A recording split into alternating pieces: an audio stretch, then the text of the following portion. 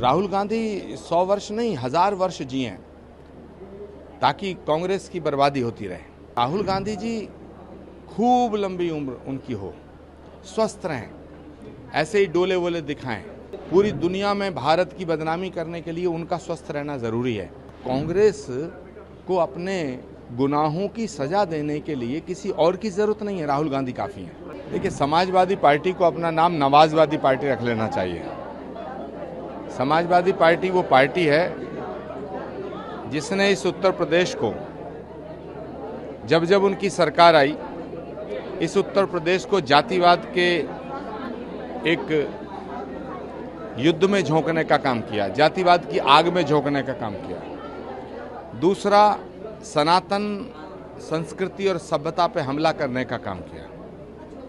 Samajwadi party के नेता बौखला गए हैं और जब से वेस्ट बंगाल में ममता दीदी की हार हुई है, तब से वो घबराए हुए हैं। सपने में भी उन्हें योगी आदित्यनाथ और नरेंद्र मोदी दिखते हैं। जहां तक स्कूल में ड्रेस कोड लागू होने का फैसला है, इसको अप्रिशिएट करना चाहिए, इसकी सराहना की जानी चाहिए, क्योंकि किसी भी संस्था की एक खास वेशभूषा अगर है तो वो उसके गौरव का प्रतीक है।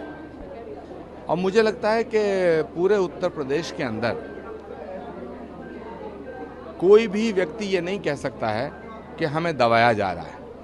हाँ, समाजवादी पार्टी के नेता जरूर ऐसा मानते हैं कि उन्हें लूट खसोट करने से जो वंचित किया गया है, तो वो जरूर तरह तरह की बातें कर रहे हैं। योगी आदित्यनाथ के बारे में बात करना, योगी आदित्यनाथ जी का अपमान करना, नरेंद्र मोदी जी के लिए अपशब्दों का प्रयोग करना, तो ये एक खास किस्म का गुंडाइज्म है। ये सेकुलरिज्म नहीं है, ये गुंडाइज्म है। सेकुलरिज्म के नाम पर गुंडाइज्म थोपने की कोशिश की जा रही है, जो मुझे लगता है कि भारत की जनता स्वीकार नहीं करेगी। स्वामी जी, एक कांग्रेस के नेता हैं, उन्होंने लॉन्ग लिव राहुल गांधी के नारे लगाए हैं शपथ ग्रहण समारोह के दौरान। राहुल गांधी 100 वर्ष नहीं 1000 वर्ष जिए ताकि कांग्रेस की बर्बादी होती रहे। कांग्रेस की बर्बादी का अगर कोई एक व्यक्ति जिम्मेदार है, वो तो राहुल जी हैं। तो राहुल गांधी जी खूब लंबी उम्र उनकी हो, स्वस्थ रहें, ऐसे ही डोले वोले दिखाएं, दंड बैठक लगाएं, जिम जाएं। पूरी दुनिया में भारत की बदनामी करने के लिए उनका स्वस्थ रहना जरूरी है।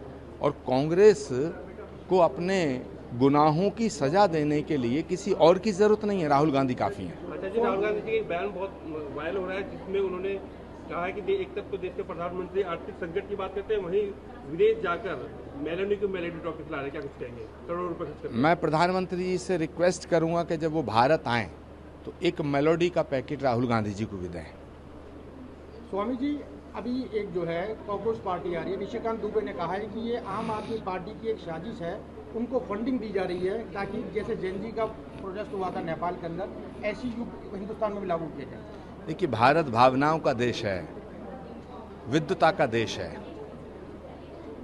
भारत की जनता कुछ भी बर्दाश्त कर सकती है, लेकिन भारत को तोड़ने वालों की साजिश बर्दाश्त नहीं करती है। ये जो तमाम तरह की कॉकरोच, छिपकली, कल को कोई स्नैक्स पार्टी बनाएगा, फिर कोई छछूंदर पार्टी बनाएगा, तो सवाल इस बात का है कि ये एक बेवकूफ़ी की इंतहा है।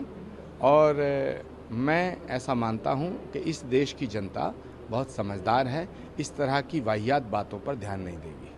कोलकाता कोर्ट का एक बयान आया जिसमें उन्होंने कहा है कि ईद पर गाय की कुर्बानी जरूरी नहीं, और विधायक है टीएमसी के हुमायूं कबीर, उन्होंने कहा कुर्बानी देंगे, क्या कुछ कहेंगे? हुमायूं कबीर का नाम ही मुगलों से जुड़ता है। इतिहास गवाह है, बाबर के बेटे का नाम था हुमायूं, और ये हुमायूं कबीर बाबर की भाषा बोल रहे हैं। जो बाबर की भाषा बोलेगा, जो तैमूर लंग की भाषा बोलेगा, जो औरंगजेब की भाषा बोलेगा, उसे भारत में रहने का अधिकार नहीं होना चाहिए। मैं शुवेंदु अधिकारी और उनकी सरकार से ये अनुरोध करना चाहता हूँ कि इस हुमायूं कबीर को बाबर के पास भेज देना चाहिए।